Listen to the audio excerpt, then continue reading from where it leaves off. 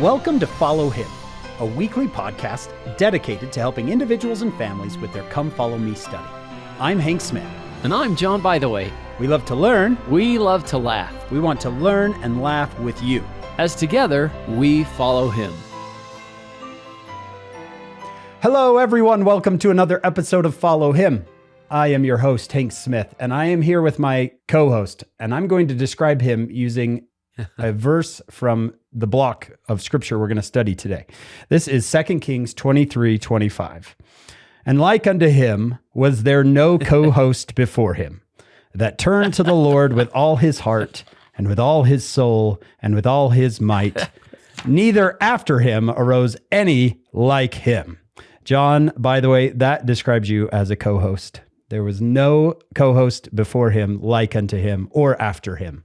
I can never live up to your descriptions here, Hank. So I'll just nod and smile. Yeah, that was actually a description of King Josiah, but I thought it fit you perfectly, John. We're going to be in the book of 2 Kings today, and we have a returning guest who is a fan favorite. John, tell everybody who's with us. We're so glad to have Dr. Joshua Sears back with us today. He grew up in Southern California, served his mission in the Chile Osorno mission, received a bachelor's in ancient Near Eastern studies from BYU. He taught at the Missionary Training Center and volunteered as an EMT. Received a master's degree from Ohio State University and a PhD in Hebrew Bible at the University of Texas at Austin. His research interests include Israelite prophecy, marriage and families in the ancient world, and the publication history of Latter-day Saint scripture. He has presented at regional and national meetings of the Society of Biblical Literature, BYU Education Week, the Sidney B. Sperry Symposium, and the Leonardo Museum Conference on the Dead Sea Scrolls. His wife Alice is from Hong Kong and plays in the Bells at Temple Square. They live in Linden, Utah, with their 5 children. And Dr. Sears, Joshua, we're really glad to have you back. Thanks for coming back again. Yeah, happy to be here. This is so great. John, I got to tell you, we have Follow Him hats, and Josh was so great. He wore his to Disneyland. So as he's walking around Disneyland, he was telling people about our podcast, the Follow Him hat. He sent me a picture. You have a lot of time in line having conversations, yeah. Yeah, what's that hat? What's that all about? Yeah. Josh, I have to ask you just real quick. This just came to my head. My dad was a professional golfer, so we did a lot of golfing growing up. You are a Bible scholar. How do you do that as a dad? Do you say, kids, gather around, we're all going to learn some Hebrew? Do you give it to your kids at all? How do you do it?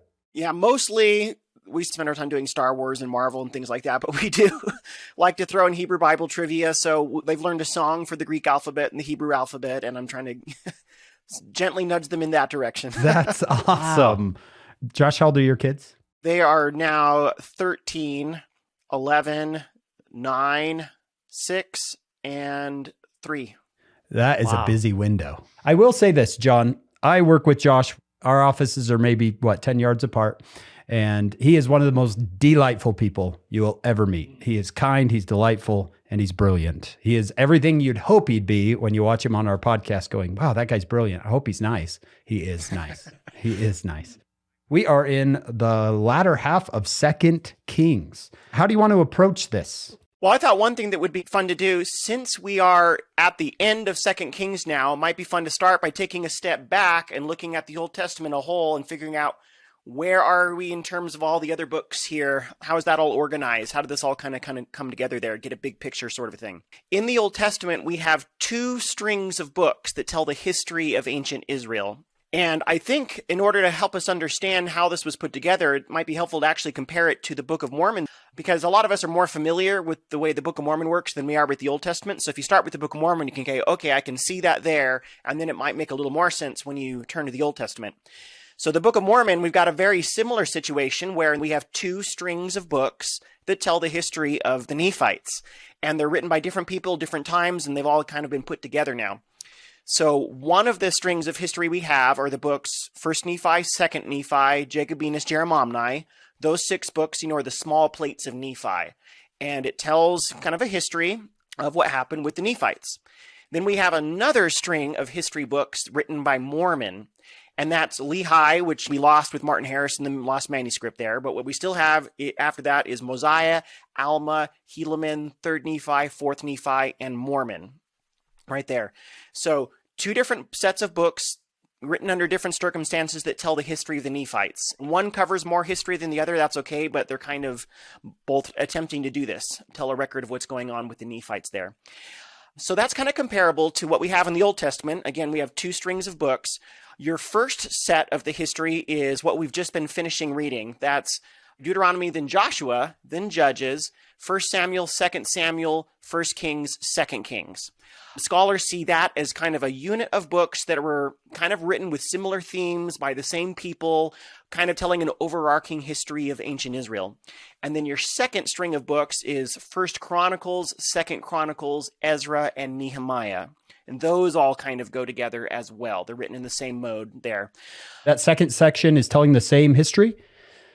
Yeah, not in the same way, and it's doing it for different reasons. It's written from a different point of view, but it's kind of like an alternate history to the other one you have. So you shouldn't read Kings and then go straight into Chronicles and think you're reading the same story. Someone actually took it from the top and restarted there, which again is similar to in the Book of Mormon. If we still had the Book of Lehi, which Martin Harris lost, you'd be starting from Lehi and moving on through the history. But we also have 1 Nephi, 2 Nephi, taking it from the top and going through the history from a different point of view. Right. I remember finding out that the Book of Lehi was not written by Lehi, but by Mormon, and everything clicked into place for me. I was, oh, okay, I got it. And the way these histories work is they tend to be written in stages. It's not one guy sitting down at one point and he does everything beginning to end. For example, with Mormon writes Lehi, Mosiah, Alma, Helaman, 3rd Nephi, 4th Nephi, Mormon. You have one kind of stage there where he's got the history as he sees it. And then Mormon dies. And then it's up to someone who comes later to kind of keep the story going. So then you get an update by Moroni. He adds some chapters to the end of the little Book of Mormon there, where he says, yeah, Mormon died, and then this is what happened, and the Nephites fell, kind of updates the story further. And then he adds his own stuff, the Book of Ether, the Book of Moroni, and he writes the title page, which then gets stuck before everything else. So you have this initial layer written by Mormon, and then a later bunch of additions written by Moroni that update the story and add some stuff. You have a similar thing going on with this history in the Old Testament, going from Deuteronomy through 2 Kings. It seems to be written in layers just like that. And scholars call that collection the Deuteronomistic History. Try saying that 10 times fast.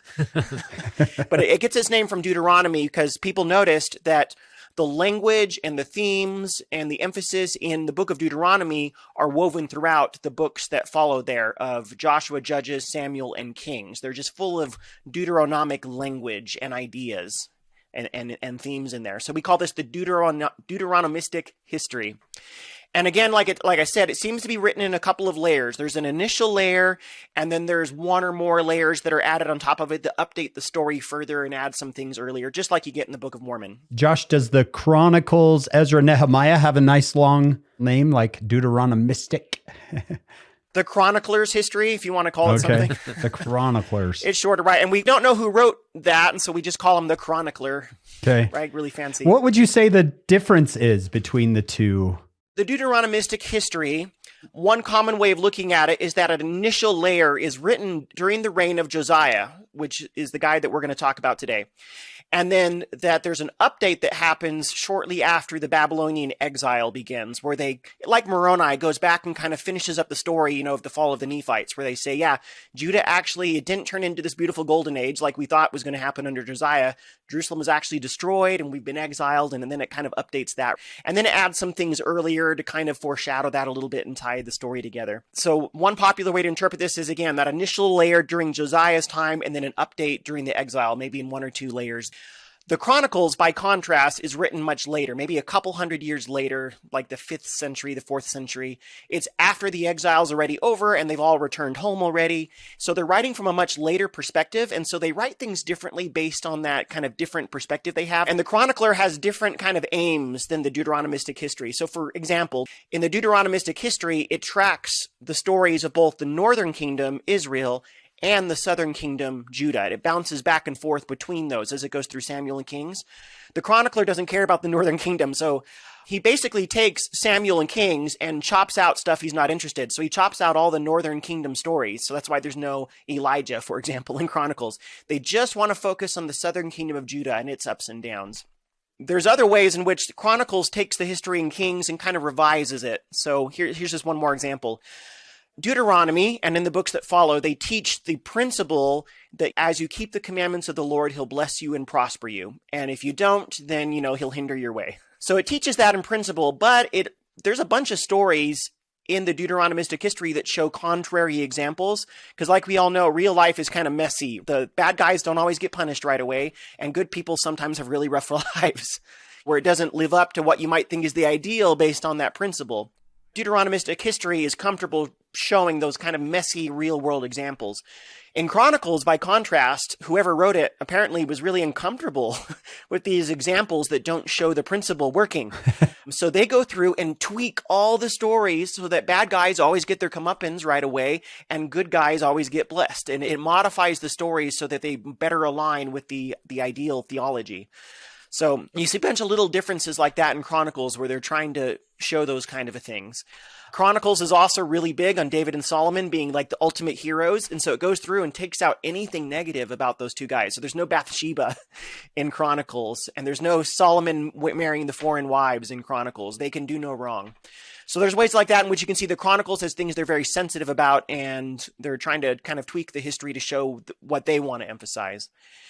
And then it used to be thought that maybe the same person who wrote Chronicles also wrote Ezra and Nehemiah. Today's scholarship has kind of moved away from that, but at least they still say Ezra and Nehemiah are building off of Chronicles and responding to Chronicles and kind of written in the same mindset as Chronicles. So you can kind of see those as an overarching big unit too. Kind of like the small plates of Nephi, again, is the Book of Mormon.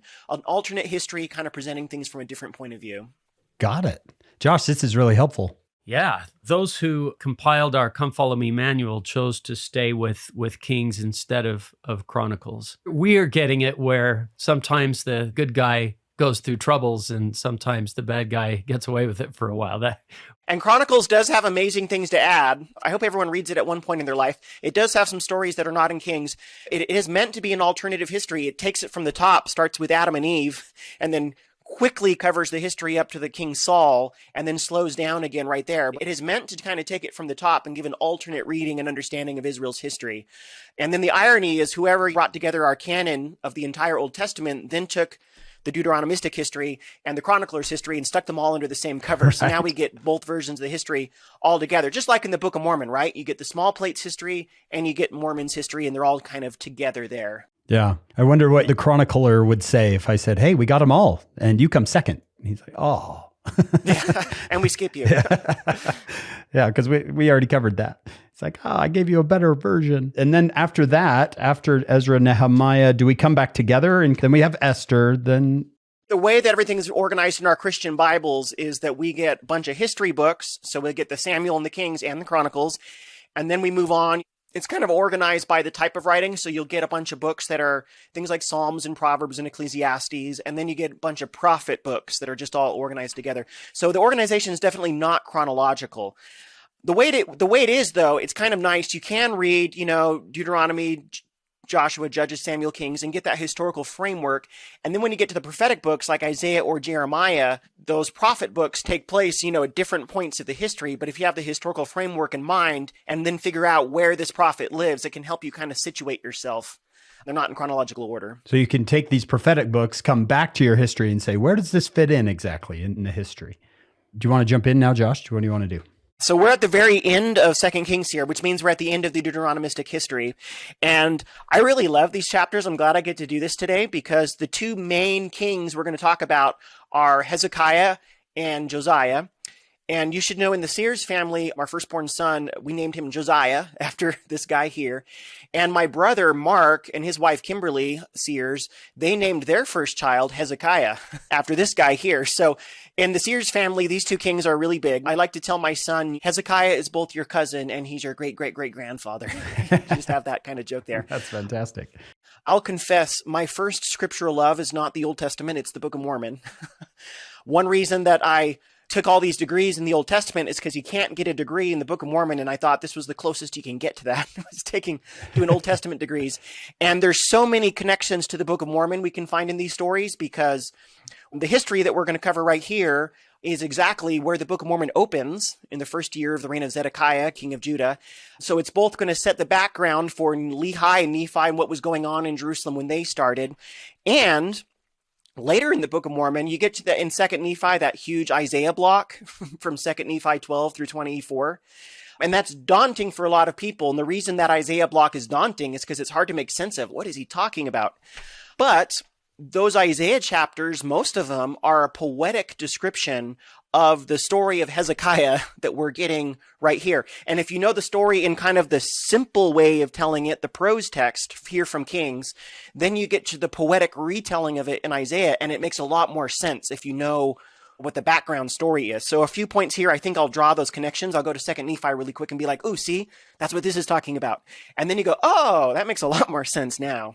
Great. So I think that's a lot of fun. This can help us, understand the Book of Mormon even better, which I'm always a big fan of. So, absolutely. Since we're wrapping up, let's just do a quick Israelite history for anyone who's saying, "Oh, I could use a review." So we came out of Egypt. Joshua leads us into the Promised Land. We have that Book of Judges, which was really fun and kind of crazy. Then Samuel comes along as the prophet, and Israel decides they want a king. And we had our 3 monarchs: Saul, David, and Solomon. And then, Josh, what happens after that?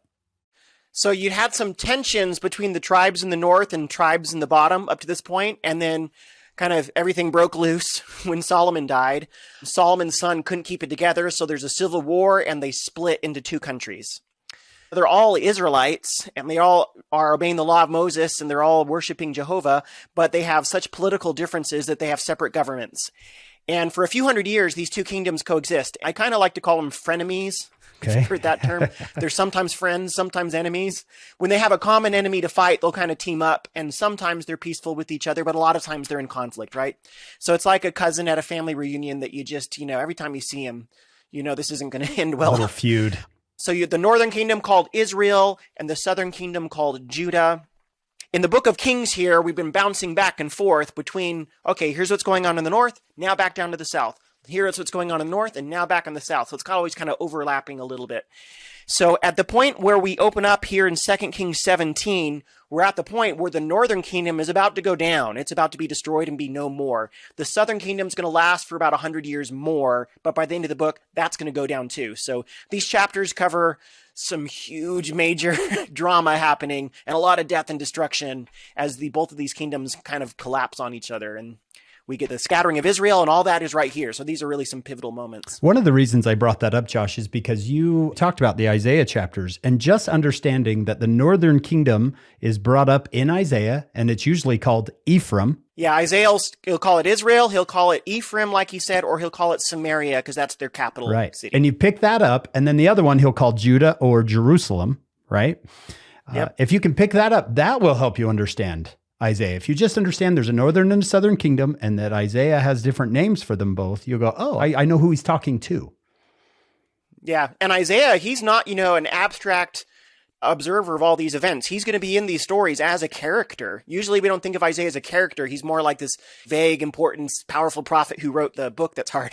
Yeah. But he's a character here. He lived exactly at the time when the northern kingdom is getting destroyed, and the southern kingdom almost gets destroyed and manages to squeak by and make it that other 100 years. But he's witnessing lots of crisis, lots of trauma, and that comes out both in the book of Isaiah and in these chapters here. Our listeners may have heard the phrase, the divided kingdom. So that's a good way to, after King Solomon, Israel, 10 tribes in the north, Judah, 2 tribes in the south, and frenemies. I like that. And who is Isaiah? An advisor to kings of Judah. Is that right? So he's living in the southern kingdom and advising kings of Judah, but he's there and knows what's going on.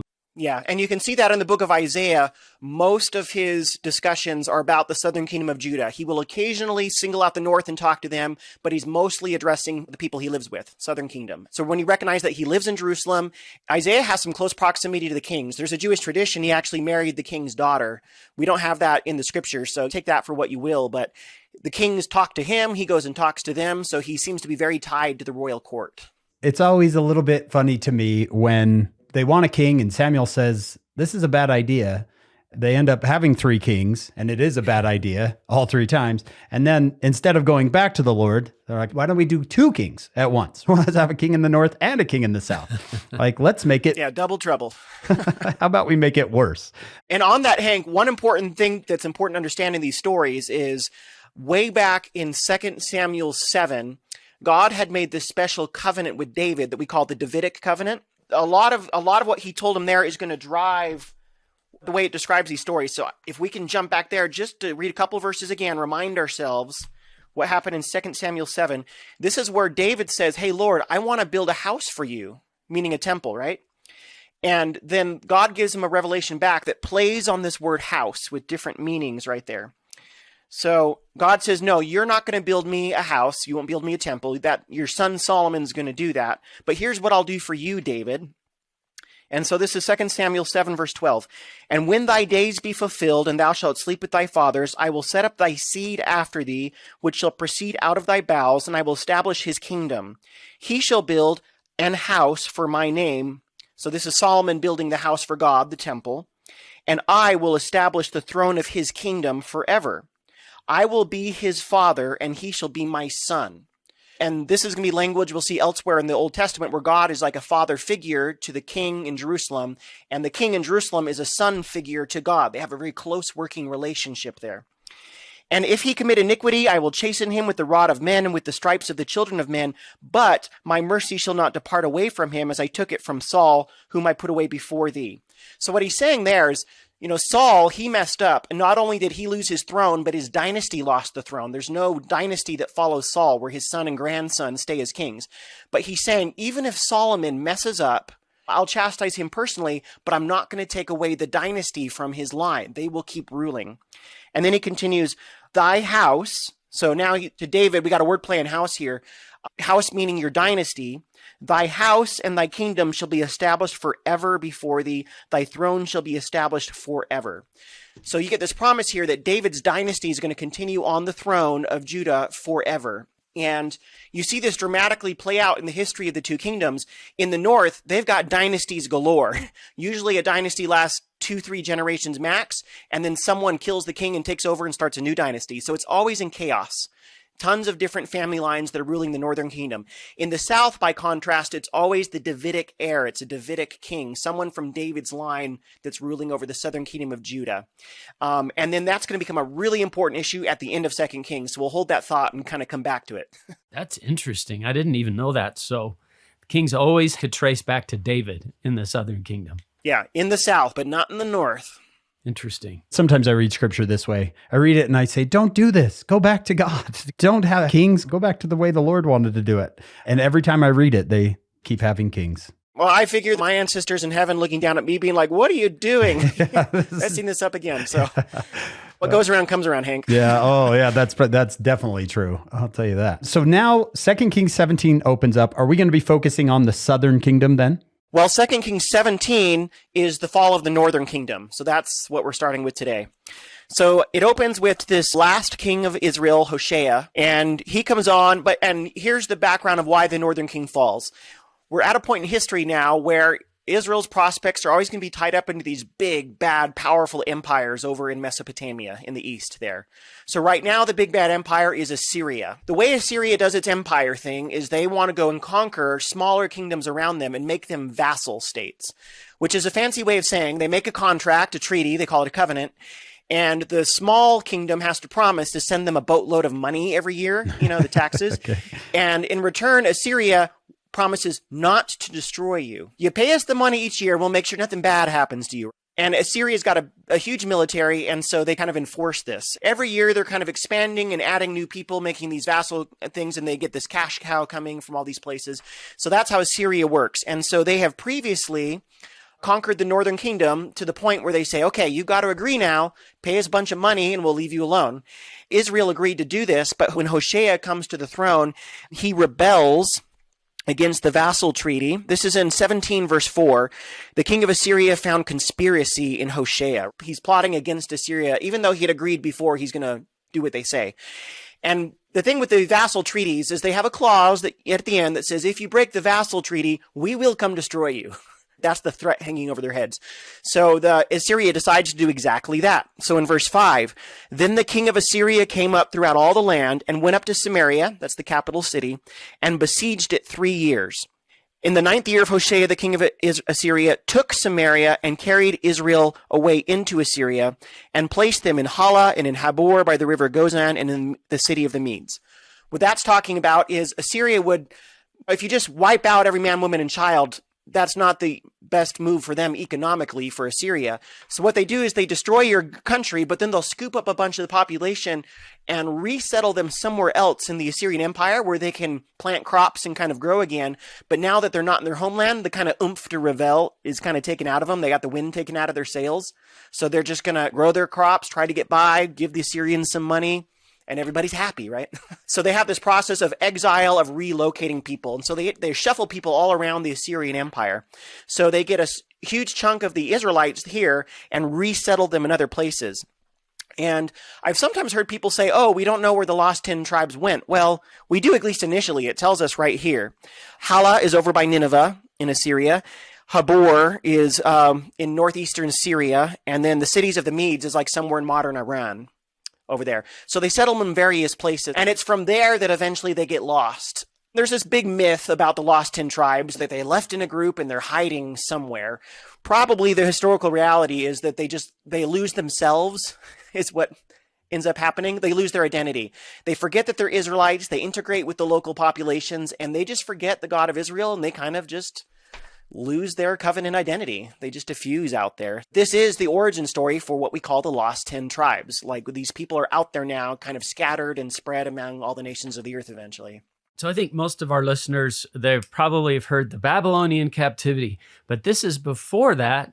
And we generally call it Assyrian captivity, 722, 721 BC? Yeah, this is about 722 or so. So this is when the 10 tribes get carried away. The Babylonian captivity is coming later, which is what Lehi prophesied about before he left. Exactly. So this is when the northern kingdom's destroyed. The southern kingdom, pretty soon here, we'll see is almost destroyed, but they do manage to survive another 100 years, and then Babylon will be the big bad empire then that will destroy the southern kingdom. Assyrians first, then Babylonians. It's in alphabetical order, if that helps. That does help. That's good. Josh, we learn in the Book of Mormon, and I don't know if it shows up as much in the Bible. You can let us know. If you read Jacob 5, the Lord says, I'm going to scatter Israel in order to save it. Does that idea come up here, or does it just look like pure punishment for them turning away? Well, I'm really glad you brought that up, because the way that we understand the Abrahamic covenant is God assigned this family line, Israel, that in thee and in thy seed all the nations of the earth will be blessed. Nephi makes this point, especially in 1 Nephi 22. God cannot bless all the nations of the earth unless Israel goes to all the nations of the earth. Especially, this is pre-internet, pre-phone, pre-everything. It's all, missionary work is all face-to-face contact in close proximity. So here's an important point. Scattering is always the plan. Israel has to move to all the nations of the earth. But there's 2 ways you can get scattered. It's as if God is saying, hey, Israel, we can do this the easy way, or we can do this the hard way. And the easy way is that you're righteous, you're keeping your covenants, and God moves you peacefully to another part of the world to set up an Israelite colony and then go bless Gentiles in your midst. Our model for this is Lehi's family in the Book of Mormon. So, for example, in 1 Nephi 22, Nephi sets himself kind of in this framework. He describes that they're participating in this process of God moving Israel out to different places.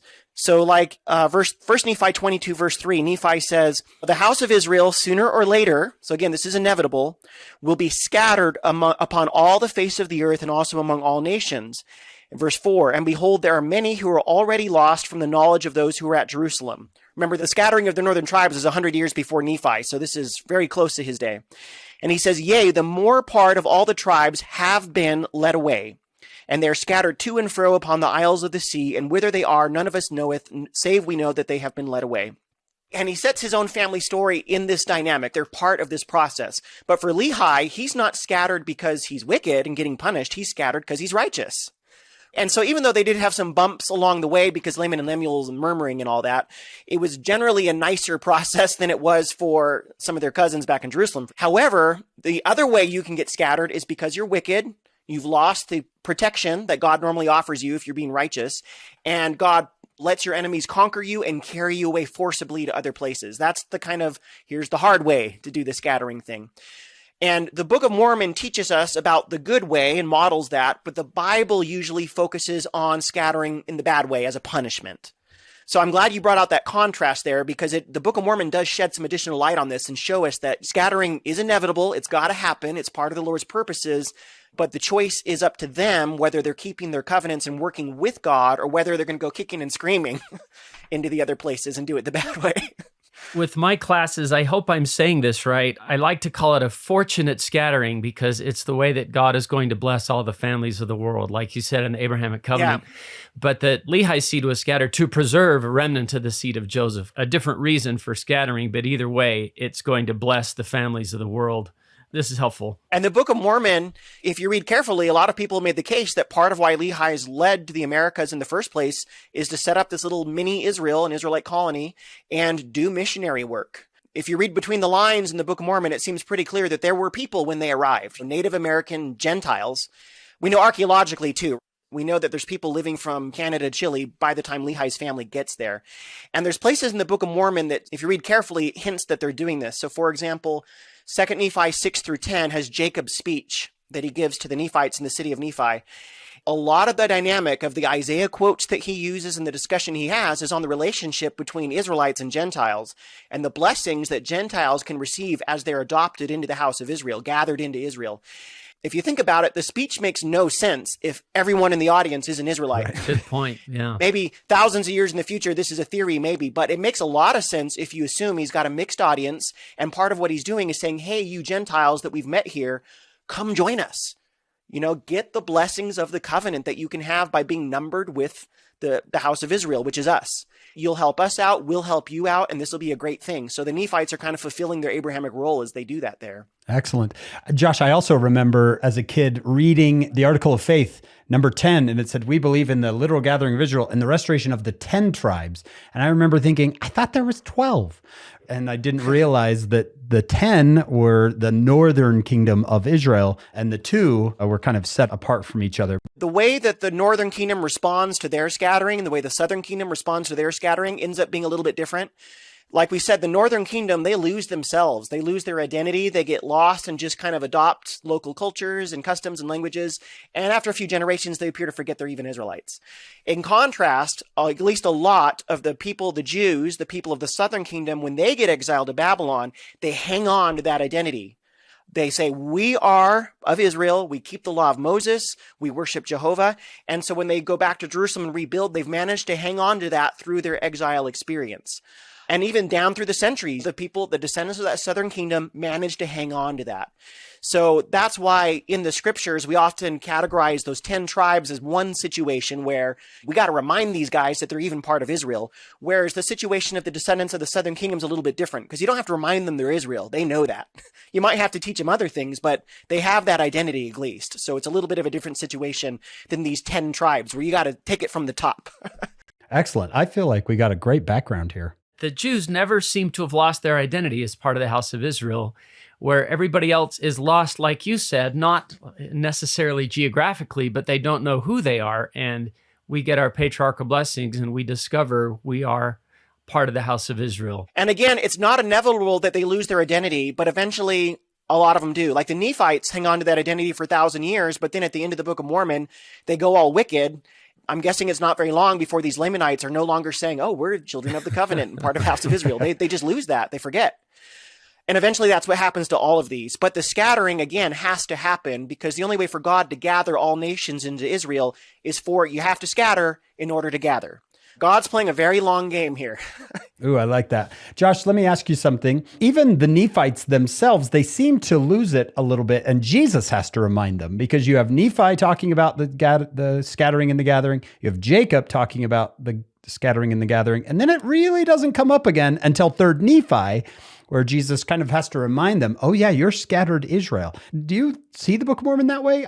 People notice that in 1st and 2nd Nephi, beginning of the Book of Mormon, Nephi's big on Isaiah and Jews and Gentiles and scattering and gathering. The middle part of the Book of Mormon hardly ever mentions any of that. And then at the end of the Book of Mormon, that last third with Jesus, yeah, there's a big re-emphasis on those ideas there. And part of that is all honestly too who their audience is. Nephi knows that he's writing to people in the last days, and Jesus knows that he's giving this to the Nephites to write down for people in the last days. So apparently they felt this is something we in the last days especially need to understand. That's where you get that focus. And I love that. Is it 3 Nephi 21 was, I'm going to give you a sign that you will know that the gathering has commenced, and the sign is the coming forth of the Book of Mormon. Yep.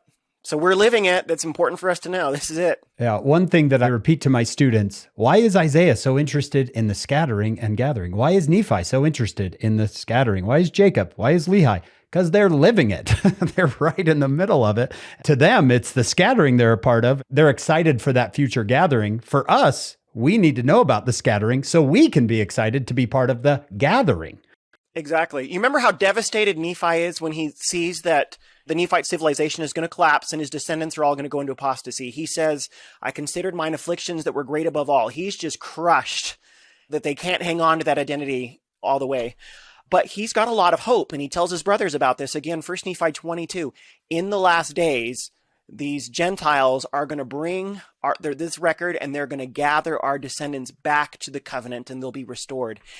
And he was so excited about that. And I think that's what helped him get through all his grief at the bad stuff that was going to happen in the middle, knowing that these Gentiles in the last days were going to bring the Book of Mormon back to his descendants. That gave him such hope. When I hear President Nelson calling for more missionaries and that how seriously we've got to take missionary work and gather Israel, all the hopes and dreams of these prophets for thousands of years, they're pinned on us. They were counting on us to go save their children. So it's such an amazing responsibility that we have. I hope everybody in the church has heard President Nelson talk about this. Let me just throw out a quick quote from him.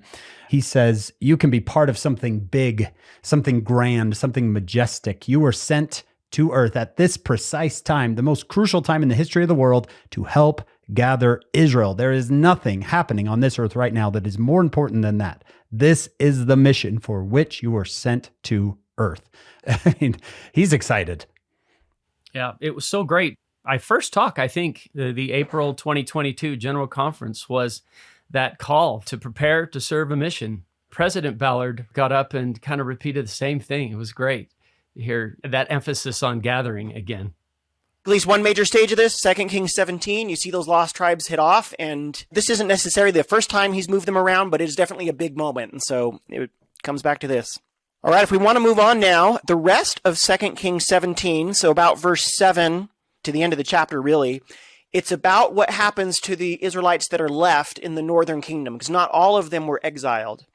And what it goes through is it first explains why it is that the northern kingdom fell. So from verse 7 to about 23, it's talking about all their sins and the things they did wrong, and that this is what led them to get destroyed.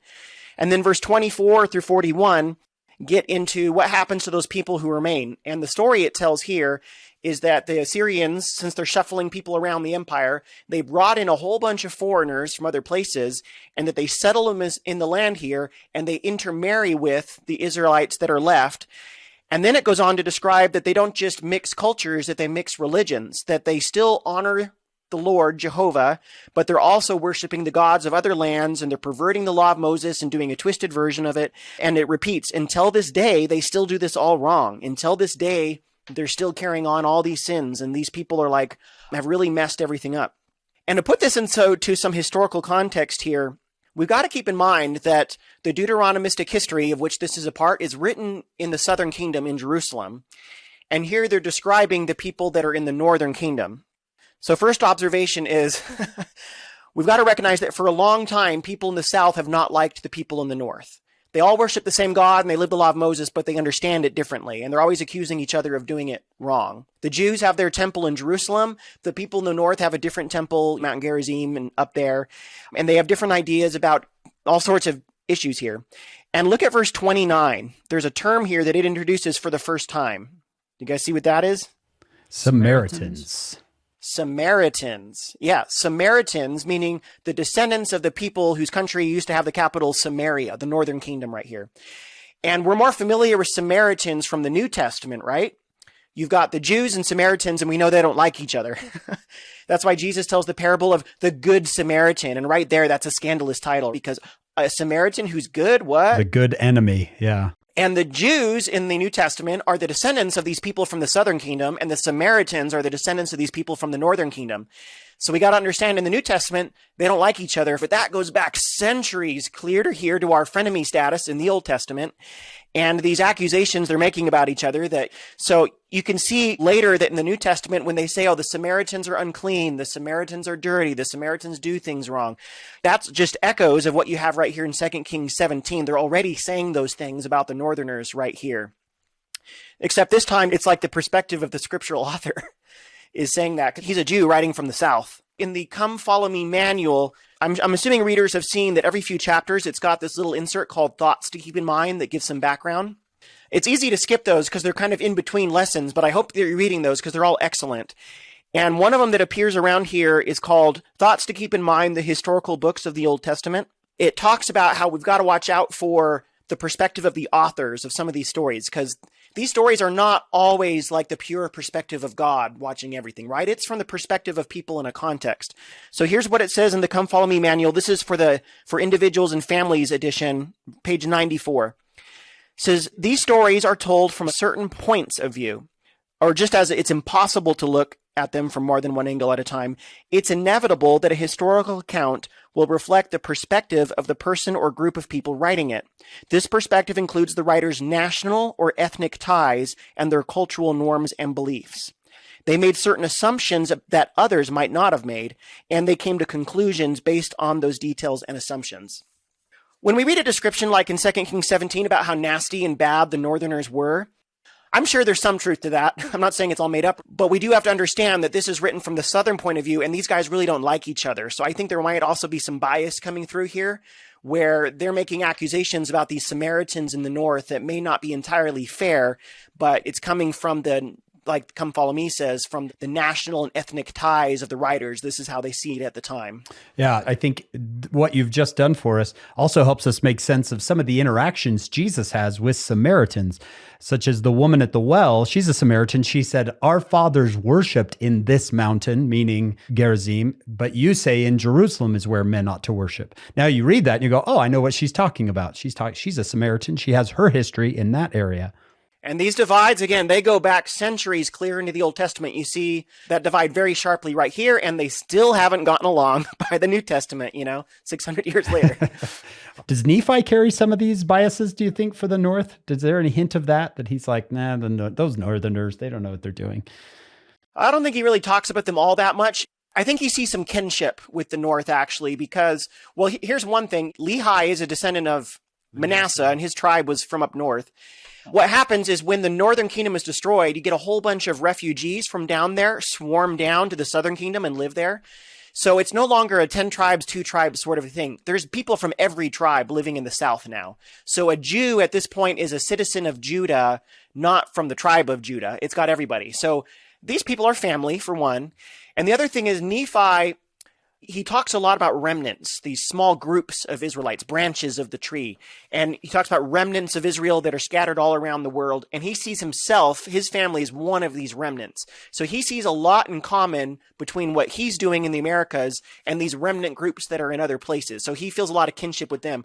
Whereas the Jews that stay back at home base in Jerusalem, he sees them as kind of doing their own thing. Nephi actually feels a lot of connection with the other groups that also had to leave home base and are awaiting restoration there. Really helpful. If someone can see, Josh, this might be the first time for them that they see the Book of Mormon fits perfectly like a puzzle piece right into this part of the Bible. Chapter 18 then moves on. We're back in the south now. The northern kingdom's done, so we're not going to talk about them again. The rest of 2 Kings is just the southern kingdom. And this is where we get the king Hezekiah, who it describes as one of the most righteous kings that we have. Again, so shout out to my nephew who's carrying on that name of Hezekiah. Did the northern kingdom ever have any good kings? Yeah, as far as the righteousness of the kings, it's a mixed bag. You do have some super righteous kings in the north, but there's a caveat. Kings is written by the perspective of the south. And what the first king of the north, Jeroboam I, did was, since he didn't have access to the temple in Jerusalem, he built these worship sites at Dan and Bethel, which is the top of the north and the bottom of the north. And so the Israelites are coming there and they're worshiping Jehovah, but not at the place that from the southern perspective where you should be worshiping, which is only at the Jerusalem temple. So Kings, what it does is every single northern king, it evaluates them based on one criteria. Are you going to worship at the south like you should, or are you going to worship at those Dan and Bethel sites like you shouldn't?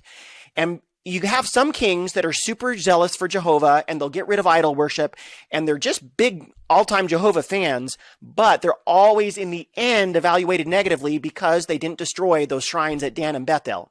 Now, from the perspective of the people in the north, you don't need to. It's only the southerners who claim that you can only worship at their place. So that's one of these divides.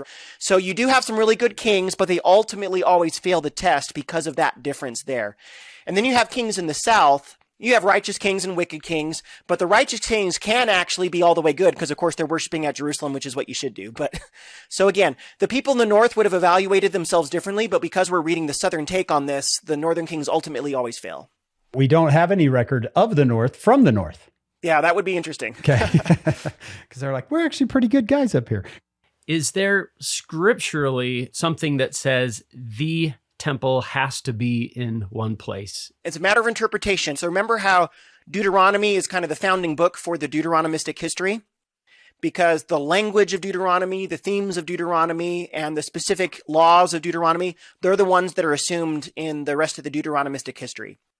And Deuteronomy, unlike Exodus or Leviticus or Numbers, is really big on this idea of the fancy term is centralization of worship. And it's the idea you should only worship God in one place. That's the only place for sacrifice. That's the only place for festivals, one place. And this makes Deuteronomy different than some of the laws assumed earlier in other iterations of the law of Moses presented. Like in Exodus, Passover you have in your house. It's the dad and mom and kids, and they're eating together, and the kid's supposed to go, why is this night different from all nights? And the dad responds, it's his family setting. Deuteronomy, that's a big no-no. You come and worship Passover at the one spot that's been picked for worship. So Deuteronomy never says where that spot is. It's really coy about that. It just says the one spot that God's going to choose. But of course, everyone is going to assume later that that spot is the Jerusalem temple. So people from the south then are looking at Deuteronomy as the scriptural basis for this. And even though it never says Jerusalem in Deuteronomy, they're assuming that Jerusalem is that spot and therefore anywhere else is bad. That's why the shrines at Dan and Bethel are big no-nos, because of how they're reading Deuteronomy there. Thank you. That's helpful. Okay, so what happens to the south? Okay, so we get Hezekiah here. Two kind of things for background for Hezekiah. One is the religious stuff he does, and the other we're going to get into the politics of what happens here.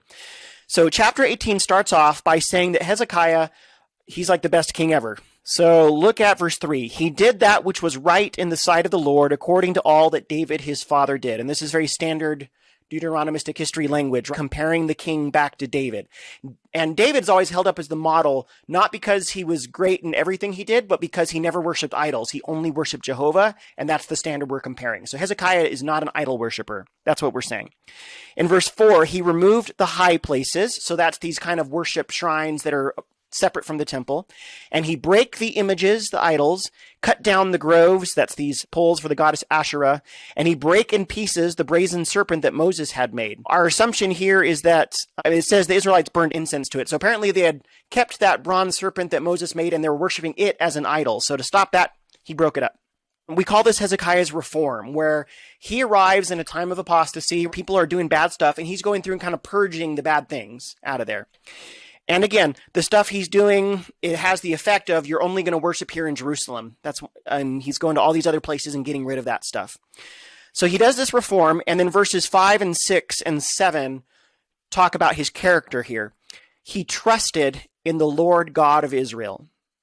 And I wanted to pause and highlight that line because trust is going to be a theme of this chapter. So we're going to come back to the issue of trust, but that's key that's introducing him as someone who trusts in Jehovah. So that after him was none like him among all the kings of Judah, neither any that were before him. For he clave to the Lord and departed not from following him, but kept his commandments. And the Lord was with him, and he prospered whithersoever he went forth. So we get this introduction. So religiously, the authors of the book see him as getting rid of the bad worship practices that are everywhere to other gods and to idols, and he's centralizing worship at the temple in Jerusalem, and he's trusting in the Lord and keeping all his commandments. So wonderful, righteous king here. Is the writer going to say the same thing about Josiah? Yeah, Josiah also says that none like him before and none like him after were the same, right? So you get You're like, hey, language again there. You're my favorite king. No, you're my favorite king. Now, in the second half of verse 7, we get into the political situation. It says, he rebelled against the king of Assyria and served him not. For that, we got to back up a little bit into what was set up in previous chapters before 2 Kings 17. Hezekiah's father was a bad king named Ahaz that we've covered in previous weeks. And we actually know more about Ahaz from the book of Isaiah than we do here from Kings, because Isaiah adds in chapter 7, which is quoted in 2 Nephi 17, a whole story about Ahaz and what he did that was bad. So the quick recap of that is this. In the days of Ahaz, you've got, again, the Assyrians are conquering all these kingdoms and making them vassal states, so they have to send all the money. And as the Assyrians move further and further west, the small kingdoms along the Mediterranean there are getting really jittery. Oh no, it's just a matter of time before the Assyrians come and get all of us. A bunch of the kings want to get together and form an anti-Assyrian coalition to be a team and fight the Assyrians back. They think we got to stand together or we're all going to fall separately. But there's one of these little kingdoms that decides they do not want to join the coalition, and that's Ahaz and Judah. He decides that fighting the Assyrians is suicide. So he's like, thanks, but no thanks. You guys have fun fighting them. From the other king's perspective, this makes Ahaz look pretty petty, because if they win, good for him. And if they lose, good for him. It's a win-win for Ahaz to stay out of this. But the other kings are really mad about that. So they decide to invade Judah, kill Ahaz, and put a new guy on the throne that will work with them. We call this the Syro-Ephraimite War. This is about 735 BC. Isaiah chapter 7, again quoted in 2 Nephi 17, talks about this conflict where you've got the northern Israelites and the country Syria next to them, and they're together invading the southern kingdom, again, to put a new king on the throne. This is bad for Judah now because they've got these two invaders. God sends Isaiah to Ahaz, this is again Isaiah 7, not in Kings, and tells him, don't worry. Jehovah is going to protect Judah. You're not going to be killed. Things are going to work out fine. Just trust him and don't do anything stupid. That's basically Isaiah's message. The short version is Ahaz, being bad and not liking Isaiah, decides, I cannot just stomach it sitting here and trusting in God to save me. So he decides to take matters into his own hands, which is what Isaiah said not to do. And Ahaz sends messengers to Tiglath-Pileser III, who's the Assyrian king, and says, hey, Tiglath, my buddy, how about this? I got a proposition for you. These two kings, my neighbors to the north, are invading me. If you will speed up your timetable and come take them out right now, I will voluntarily make Judah a vassal to you. And you don't even have to conquer us. That's the bargain he makes. It's a deal with the devil. Okay. Right? So then from the Assyrians' perspective, this is a win-win because they were going to go conquer them later anyway. He obliges. The Assyrians come, they destroy Syria, Damascus, and they conquer the northern kingdom, and that's the beginning of the downfall of the north. So Ahaz really stabs his northern brothers in the back. I mean, he was getting invaded too, so what goes around comes around. But because of that, Ahaz made Judah a vassal to the Assyrians voluntarily, and now they've got to pay a boatload of money each year.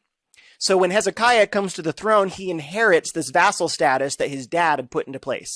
When it says here in 2 Kings 18:7 that he rebelled against the king of Assyria and served him not, that's saying he broke the vassal treaty. He stopped sending the money and he broke the terms of the contract.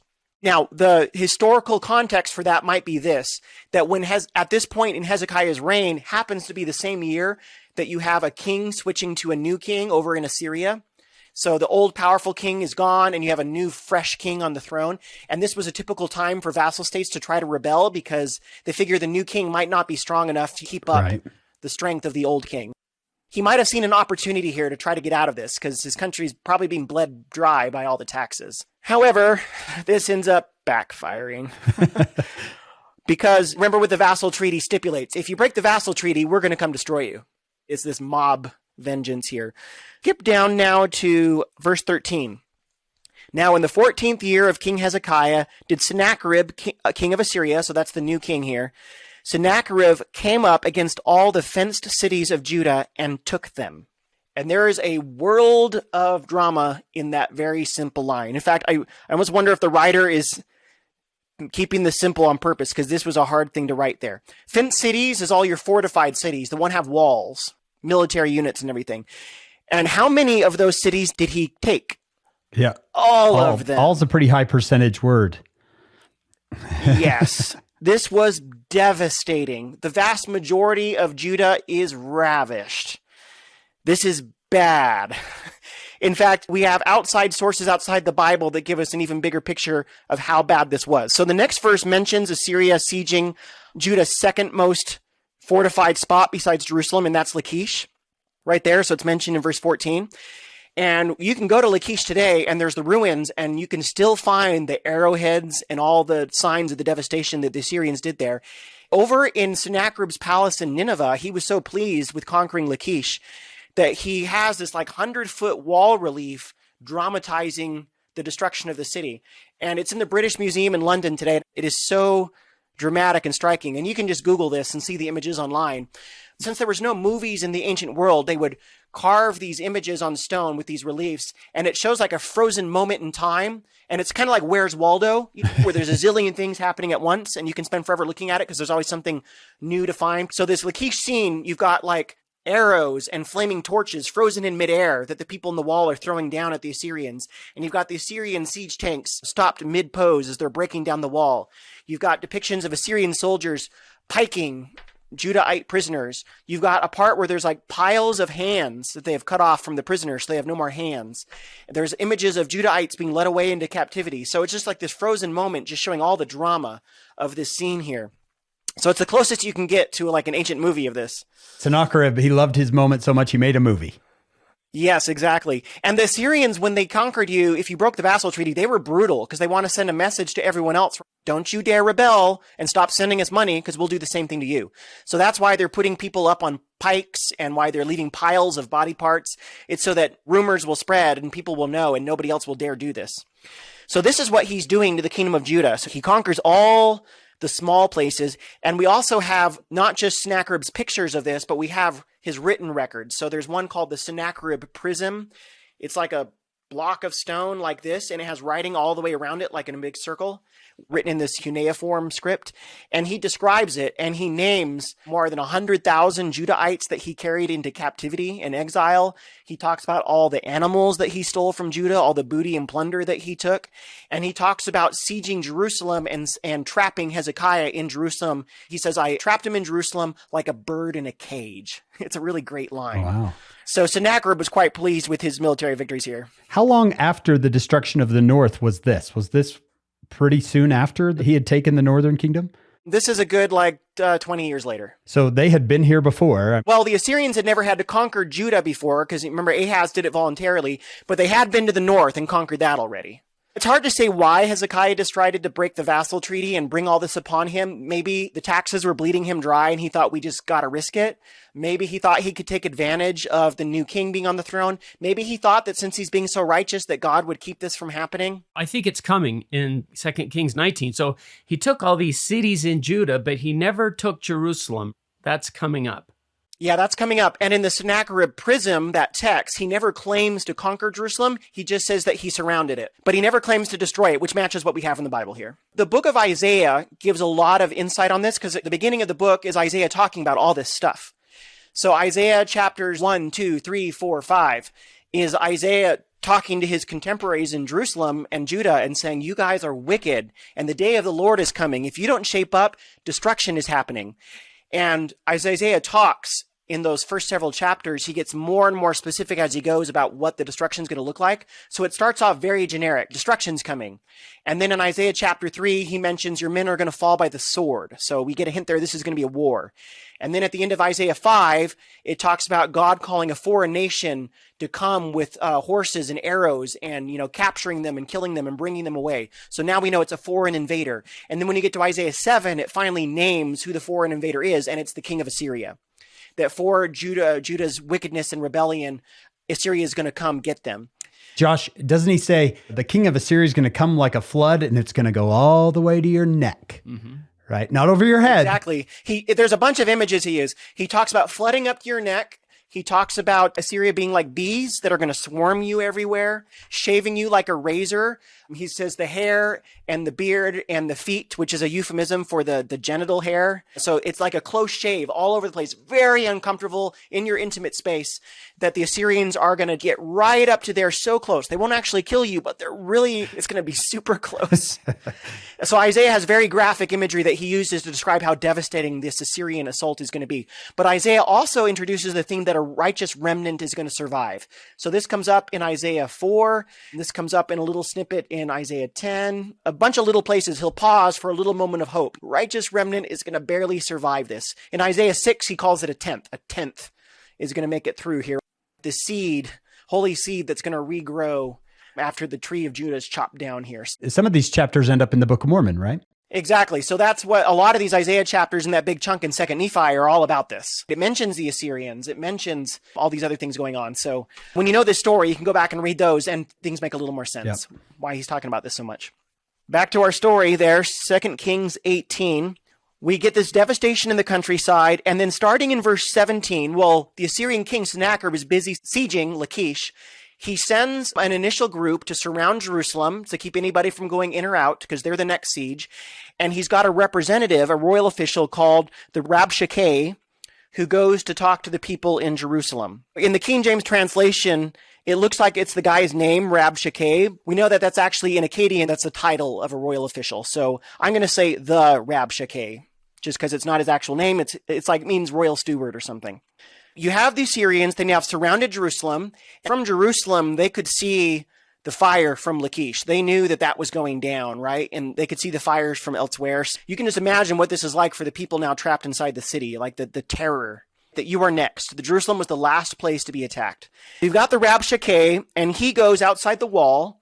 Hezekiah sends some of his royal ambassadors outside the wall, and they're going to have this conversation. Right there. And the rest of the chapter is this conversation they had, and it's full of lots of drama here. And the Rabshakeh, he shouts so that all the people of Jerusalem who are up on the walls watching this, they can hear the conversation. And in verse 19, he starts talking, and the Rabshakeh said unto them, Speak ye now to Hezekiah, thus saith the great king, the king of Assyria. What confidence is this wherein thou trustest? And I told you to watch out for that word trust, because that's going to be the theme of his speech, is trust. Right here. And he's going to go through the rest of his speech. He's trying to demoralize everyone. This is classic political propaganda. Your enemy fights not as well if they're demoralized, if they have no hope. So he's trying to get them. And the interesting thing about this guy is he knows how to get them where it hurts. We don't know if maybe he was an ambassador here earlier. I don't know what his personal experience is, but he knows how to get these people. We find out later he's not speaking the international language of diplomacy, Aramaic. He's speaking Hebrew, the Judahite dialect of Hebrew, exactly what all the people in the city speak, so that they can understand him. He knows about Hezekiah's reforms. He knows that Hezekiah's gotten rid of all their high places and said you should only worship in Jerusalem. He knows about Jehovah and how Jehovah operates. He knows these people well enough that he knows just where it's going to hurt. So in verse 20, he says, Thou sayest, but they are vain words, I have counsel and strength for war.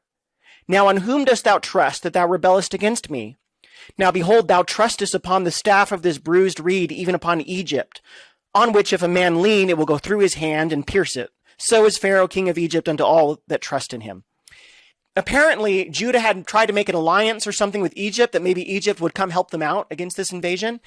And this guy now, for anyone in Jerusalem who's still holding out any hope that Egypt might come rescue them, he's going, ha! It's not going to happen. Egypt is like a stick where if you're leaning on the stick, it's going to break and like cut your hand. Pharaoh's not going to save you.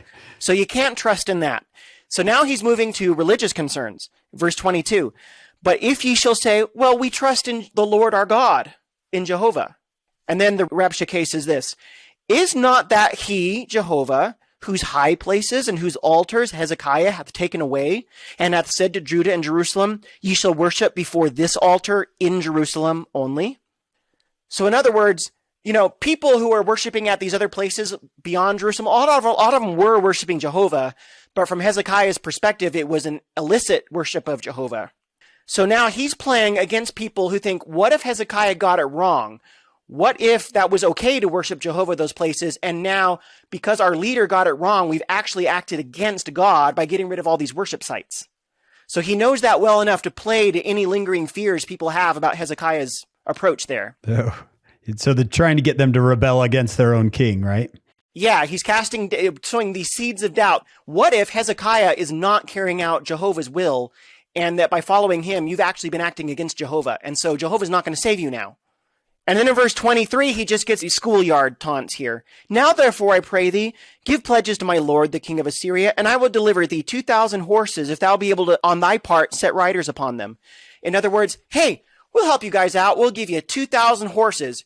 If you can find enough people left to ride them, ha ha ha, but you don't, right? It's just mean. He's pointing out how few soldiers they have left. In verse 24, he brings up the Egypt thing again. How then wilt thou turn away from the face of one captain of the least of my master's servants and put thy trust on Egypt for chariots and for horsemen? And then in verse 25, he does a new tactic. So he's trying all sorts of stuff here. So if one thing doesn't scare you, maybe another thing will. Verse 25, am I now come up without the Lord, without Jehovah, against this place to destroy it? He's like, do you think I'm coming here apart from Jehovah's will? He says, the Lord, Jehovah, said to me, go up against this land and destroy it. So he's claiming that Jehovah's on his side. He might be just making up stuff. You might think, who's going to believe that? But he's figuring maybe he'll get somebody. If he's really familiar with what's been going on in Jerusalem, he might be actually playing into a subcurrent here. Because remember what in Isaiah chapter 5, Isaiah has this verse where he says, the Lord, Jehovah, is going to raise an ensign to a nation from far, a flag or banner, and call them swiftly to come and attack you.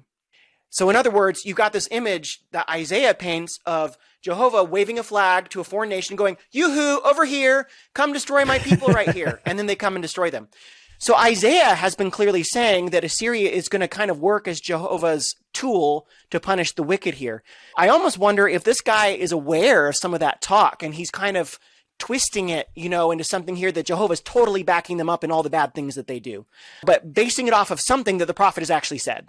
Whether it's destroying these people's confidence in Egypt for military aid, or it's destroying their confidence that Hezekiah really was carrying out the will of God, or having them question at all that Jehovah really is on their side, he's introducing all these ways that he might demoralize these people and get them not to trust either in Hezekiah or to trust in the Lord. Yeah. He's going to say later, don't let Hezekiah deceive you. He cannot deliver you. Yeah. Oh, man. And then in verse 26, the ambassadors say, please stop speaking in Judahite. Speak in the international language of the diplomats here. We can understand that. But then he taunts them back and says in verse 27, I'm not here just to talk to you. I'm here to talk to everyone up on the wall there, all the people there. And then in verse 28, he cries even louder to all the people to be able to hear. He says to all the people in the city, hear the word of the great king, the king of Assyria. And then he continues in the next line of attack. Let not Hezekiah deceive you, for he shall not be able to deliver you out of his hand. Neither let Hezekiah make you trust in the Lord, saying, the Lord will surely deliver us, and the city will not be delivered into the hand of the king of Assyria. So there he's mocking, Hezekiah has apparently been telling the people, trust in the Lord and he'll protect you. And now this guy is mocking that. Verse 31, hearken not to Hezekiah. Then down, let's jump to verse 33 through 35. He makes this argument. Hath any of the gods of the nations delivered at all his land out of the hand of the king of Assyria? We've conquered a lot of places already, and we have had unmitigated success. We have a perfect track record. 34, where are the gods of Hamath and of Arphad? Where are the gods of Sepharvaim, Hena, and Iva? Have they delivered Samaria out of my hand? Who are they among all the gods of the countries that have delivered their country out of mine hand, that the Lord should deliver Jerusalem out of my hand? Yeah. You're going to be just like them. And that's kind of brutal logic, because he's got a point. Every nation has its gods, even Samaria, which worshipped the same God the people of Judah do, and every single one of them has fallen. So who are you to think that your God's going to be any different? And by the way, I talked about Book of Mormon connections, so this is one of them. Once you know this story here, it's easy to recognize what's going on in the Isaiah chapters in 2nd Nephi. Because, for example, 2nd Nephi chapter 20, which is quoting Isaiah chapter 10, is describing all this drama, and it's got the Rabshakeh speech here in a very short form. So like 2 Nephi 20, verse 8, for he saith, this is now the Assyrians, or maybe even the Rabshakeh specifically, are not my princes altogether kings? Like princes in Assyria are as good as kings everywhere else. Is not Calno as Carchemish? Is not Hamath as Arphad? Is not Samaria as Damascus? As my hand hath founded the kingdoms of the idols, and whose graven images did excel them of Jerusalem and of Samaria, shall not I, as I have done unto Samaria and to her idols, do so to Jerusalem and to her idols? It's the same idea and some of the same wording as the Rabshakeh speech over here, that just like I've destroyed all the other gods and all the other cities, including Samaria and its gods, I'm going to do the same thing to Jerusalem and its gods. So here Isaiah is kind of doing a poetic kind of summary of the Assyrians' attitude here. And the logic really is brutal because he's got a point. He's right. This would be scary, Josh. This would be like, okay, I believe him. Because one, you've doubt in the king. Now you've got me doubting God. President Benson might call this the evil designs, strategies, and doctrines of the devil, right? This is how he works. I'm going to place doubt in your heart about everything you thought was true. The trust is so important because, again, that's the motif here, trust. Who are you going to trust? That's how he opens the speech. What confidence is this wherein thou trustest? And I think for all of us today, that is a great question to really ponder as you live your life of faith. What confidence is this wherein thou trustest? What do you trust in? And today, you're reading the news a lot about how, whether it's Americans or members of the church, that there's a crisis of institutional trust. People don't trust the government. People don't trust each other. People don't trust scientists. People don't trust the first presidency in the 12. A lot of people have talked about a trust crisis here in the 21st century. I think this is such a powerful story about how you can have these voices in the world that are actively working to undermine trust, whether that's in the prophet, your church leaders, in God, and they're doing it very strategically where they know it's going to hurt you the most, just like this guy. He's speaking their language. He knows the history that they've had. He knows religious weak spots and vulnerable points, and he targets those so precisely. And I think today about all the voices that are saying you can't trust the prophet, you can't trust the first presidency, you can't trust God. And they'll use a lot of logic and a lot of really good reasons to try to build this case that God and his servants and the institutions are untrustworthy. And it provokes this real big moment you have. You have to figure out, what voice am I going to listen to here? This could easily become a crisis of faith for a Judahite in Jerusalem. Chapter 19 is about Hezekiah's reaction to this. It doesn't talk about the other people, but I'm imagining similar things are going through their own heads. Hezekiah is not there at the wall, but messengers bring him the report of what the Rabshakeh said. What Hezekiah does in 19 verse 3 is he sends messengers to the prophet, to Hezekiah, to say, well, what's your take on this? He's going to Isaiah, correct? Isaiah and Hezekiah are very close, and Hezekiah goes to him for advice. The Jewish tradition is that Isaiah married Hezekiah's daughter. So if that's true, they're also father-in-law, son-in-law. So whatever it is, they've got a close relationship here. So Hezekiah sends a message to Isaiah in verses 3 and 4 to say, this is what the Rabshakeh said. What does the Lord have to say about this? And then the servants of Hezekiah go back to Isaiah, and Isaiah's got this very short 2-verse revelation to give his take on this. So in verse 6, it has the revelation. Thus saith the Lord, be not afraid of the words which thou hast heard, with which the servants of the king of Assyria have blasphemed me. Behold, I will send a blast upon him, and he shall hear a rumor and shall return to his own land, and I will cause him to fall by the sword in his own land. Be not afraid.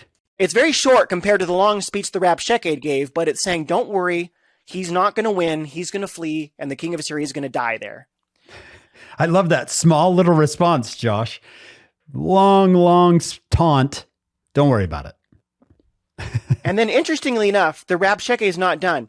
In the speech in the previous chapter was to all the people in Jerusalem, but now in verses like 8, 9, 10, and 11, 12 and 13, the Rabshakeh sends a letter to Hezekiah addressing him personally. And it's a personalized version of that speech to Hezekiah. So this is what it says in verse 10.